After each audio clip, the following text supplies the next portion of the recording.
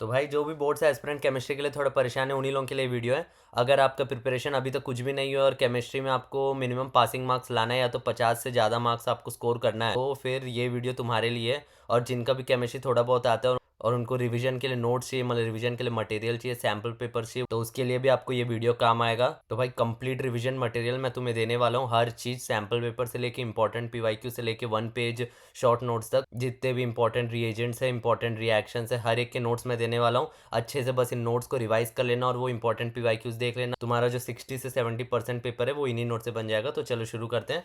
तो सबसे पहले देखो केमिस्ट्री में बस इन मटेरियल से तुम इजीली 50+ मार्क्स स्कोर कर सकते हो जैसे मैंने बताया।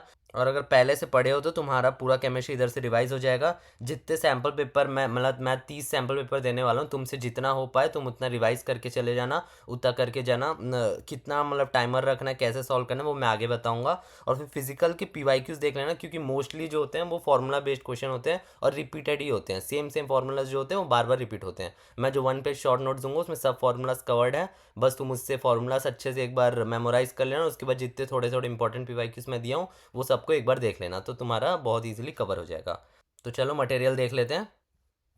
तो देखो यार, अपन के पास अभी मैं जो तुम्हें दे रहा हूँ सबसे पहला है ये 1 पेज नोट्स और ऑल इंपॉर्टेंट नेम रिएक्शन, जितने भी नेम रिएक्शन सब मैं इधर दे रहा हूँ। और ऑर्गेनिक रिएजेंट्स जो भी इंपॉर्टेंट है सब इसमें कवर्ड है। और मोस्ट इंपॉर्टेंट पीवाईक्यू और इंपॉर्टेंट यूनिट जो फिजिकल केमिस्ट्री मतलब क्वेश्चन के बाद जो यूनिट्स लगता है, यूनिट्स जो होते हैं वो बहुत मेन होता है। अगर तुम गलत यूनिट लगा दोगे तो उसी में एक एक मार्क्स कट जाता है। तो यूनिट्स बहुत ध्यान से लगाना, कहाँ पे न्यूटन मीटर लगना है, कहाँ पे मीटर लगना है, ये सब जो यूनिट्स है बहुत इंपॉर्टेंट होते हैं, तो ध्यान से लगाना।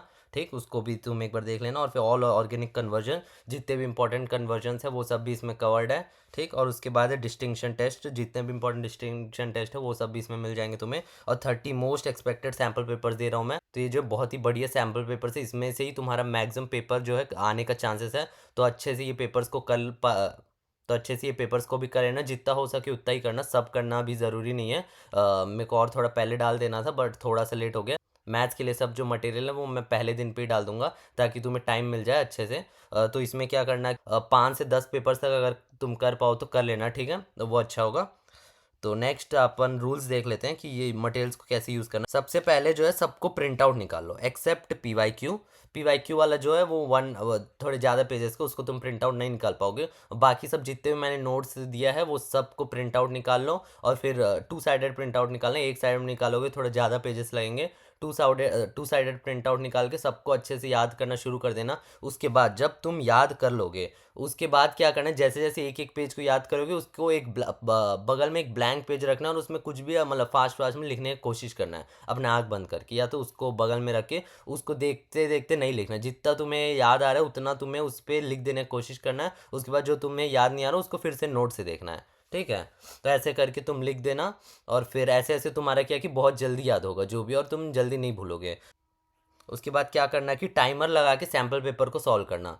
तुम्हें क्या करना है कि सब पूरे डिटेल्ड में लिखने का कोशिश नहीं करना है जैसे कि तुम अपने रियल पेपर में लिखोगे, क्योंकि अभी क्या है कि तुम्हें ज़्यादा से ज़्यादा कॉन्सेप्ट्स कवर करना है ताकि तुम ज़्यादा से ज़्यादा रिटेन कर पाओ और फिर कल के दिन अपना पूरा इन्फॉर्मेशन उधर पे जैसे लिखना है वैसे डिटेल में लिख पाओ। तो इस हर एक सैम्पल पेपर को तुम 2-2 घंटा दे के फास्ट फास्ट से लिखने की कोशिश करना। सब डिटेल में मत लिखना, लेकिन जो जो तुम्हें याद आ रहा है, तुम देखो कि ये वाला क्वेश्चन अगर रियल पेपर में आता तो मैं लिख पाता कि नहीं, और आ गया तो मैं कैसे कैसे लिखूंगा, फास्ट फास्ट में लिख के कोशिश करना, ठीक है। उस हिसाब से पेपर्स को तुम्हें अटेम्प्ट करना है। और उसके बाद जितना भी ज्ञान सीख रहे हो तो उधर पे ज़रूरी नहीं है कि जो तुम्हें ही आता है वही क्वेश्चन आए, कुछ नया क्वेश्चन भी आ सकता है। उस नया क्वेश्चन आते समय पे तुम्हें बस क्या करना है, तुम्हें जितना भी ज्ञान आता है उस चैप्टर का वो सब में जो भी उससे थोड़ा रिलेटेड लग रहा है वो सबको उधर पे लिख के आ जाओ।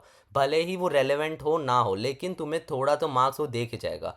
कुछ भी ना लिखने से बेहतर है कि कुछ तो लिखना बेहतर है, ठीक है ना। जितना भी तुम्हें थोड़ा भी उसके रिलेटेड इन्फॉर्मेशन आता है वो सब उसमें भर दो। उसके बाद अपन देख लेंगे जो मार्क्स आएगा। और जितना तुम्हें आता है जो जो क्वेश्चन है उसको उसके लिए तो अच्छे से डिटेल में लिखो। तो ठीक है यार, बस इतना ही था। अच्छे से नोट्स को सबको प्रिंट आउट निकालो और जैसे जैसे मैंने किया वैसे कर लो। तुम्हारा केमिस्ट्री ज़रूर अच्छा जाएगा। बेस्ट ऑफ लक यार, बेस्ट ऑफ लक यार।